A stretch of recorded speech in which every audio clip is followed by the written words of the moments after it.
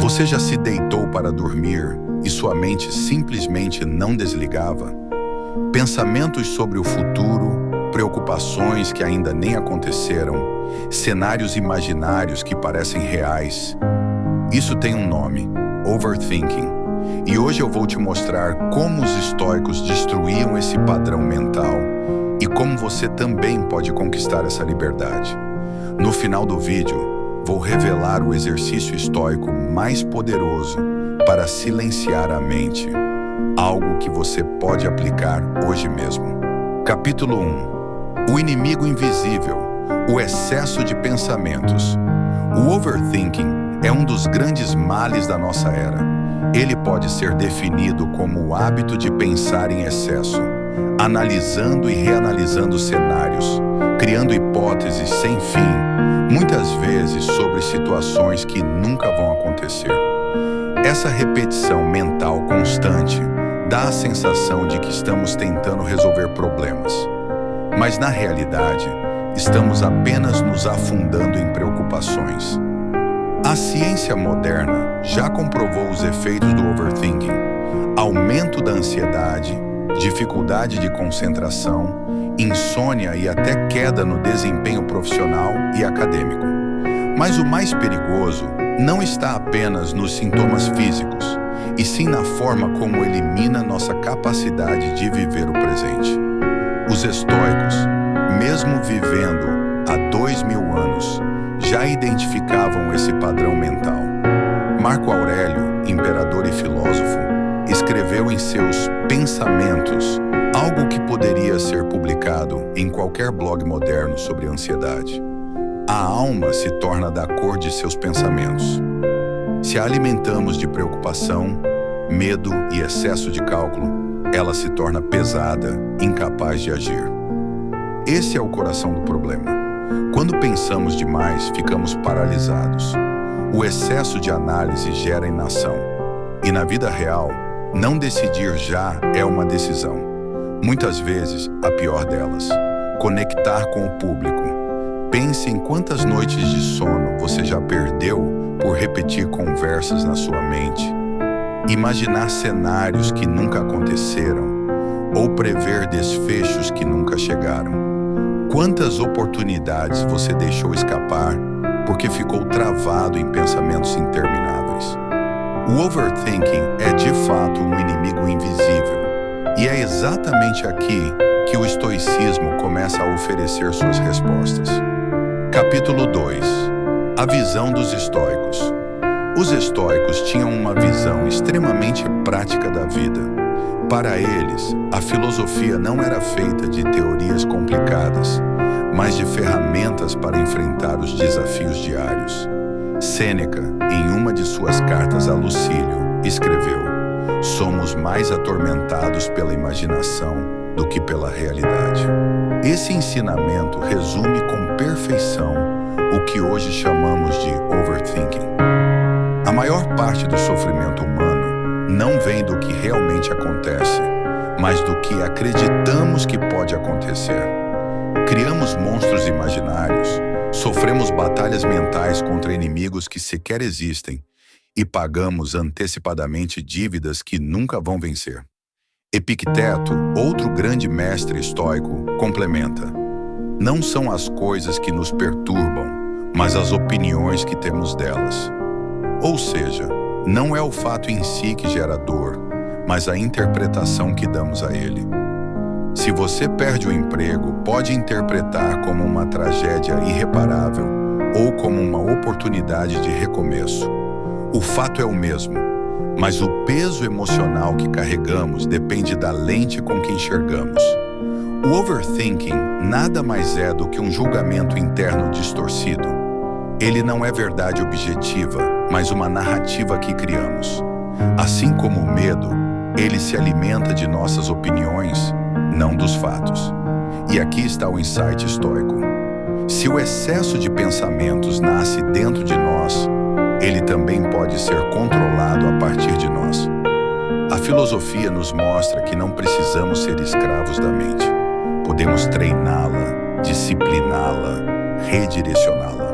Capítulo 3. Exercícios estoicos contra o overthinking. Os estoicos não se contentavam em apenas teorizar. Eles criaram práticas diárias, quase como exercícios mentais, que moldavam a forma de pensar. 1. Diferenciar o que está sob seu controle e o que não está. Esse é o coração do estoicismo. Grande parte do overthinking vem de tentar controlar o incontrolável. O que os outros pensam, o que o futuro trará, como o mundo reagirá.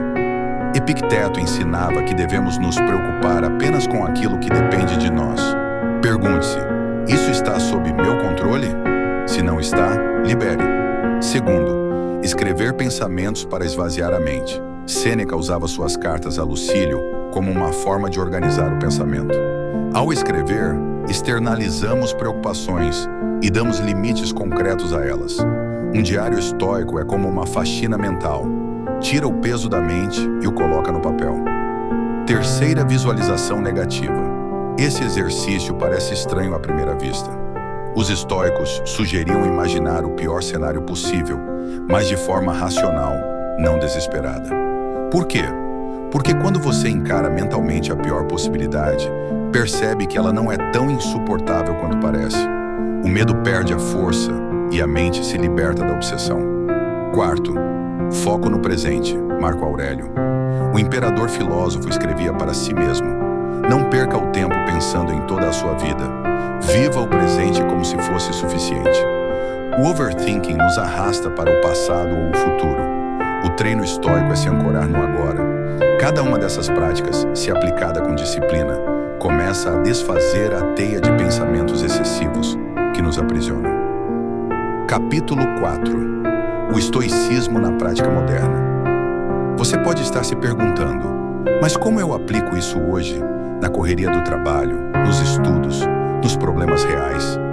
A beleza do estoicismo está justamente em sua atualidade. Antes de dormir, ao invés de deixar a mente correr solta, use o diário estoico. Anote suas preocupações, identifique o que está ou não sob seu controle e libere o restante. Isso reduz drasticamente a insônia causada pelo overthinking. No trabalho, ao enfrentar problemas, aplique a distinção estoica. O que está sob meu controle agora? Foque apenas nas ações práticas que dependem de você, não em cenários hipotéticos. Em momentos de crise de ansiedade, use a técnica da respiração estoica e a pergunta-chave: esse pensamento é um fato ou apenas uma interpretação? Essa simples análise corta a espiral de pensamento e devolve clareza. Na vida cotidiana, a prática da visualização negativa é extremamente útil. Antes de uma apresentação, entrevista ou conversa difícil, pergunte-se: qual é o pior que pode acontecer? Muitas vezes, o pior não é tão terrível quanto a mente faz parecer. O estoicismo aplicado hoje é quase como uma psicologia prática ancestral. Ele nos mostra que não estamos sozinhos na luta contra a mente. Homens de 2000 anos atrás já enfrentavam os mesmos dilemas. Capítulo 5. O exercício revelado. E agora chegamos ao ponto prometido, o exercício estoico mais poderoso para silenciar a mente. Ele é simples, mas profundo, e se feito diariamente, transforma a forma como você lida com seus pensamentos. O ritual estoico em 3 passos. 1. Pergunte-se: isso está sob meu controle? Essa pergunta separa imediatamente pensamentos úteis de inúteis. Responda com clareza. Se não está sob seu controle, solte. Se está, haja. Não adie, não complique. Haja no que depende de você. Terceiro, repita em voz alta ou escreva: este pensamento não me pertence. Esse ato simbólico cria um distanciamento entre você e o pensamento. Ele lembra que você não é seus pensamentos. Você é quem os observa e decide o que fazer com eles. Esse pequeno ritual, feito ao acordar ou antes de dormir, tem um efeito libertador. Ele ensina a mente a não cair na armadilha do overthinking. Aos poucos você se torna mais leve, mais claro e mais focado no que realmente importa. O overthinking é um ladrão silencioso. Ele rouba nossa energia, nosso tempo e nossa paz interior.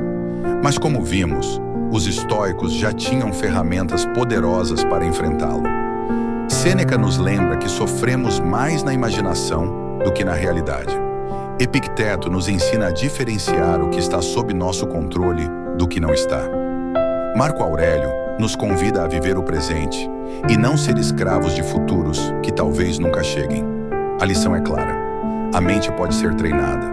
O excesso de pensamento não é um destino inevitável. É um hábito e, como todo hábito, pode ser transformado.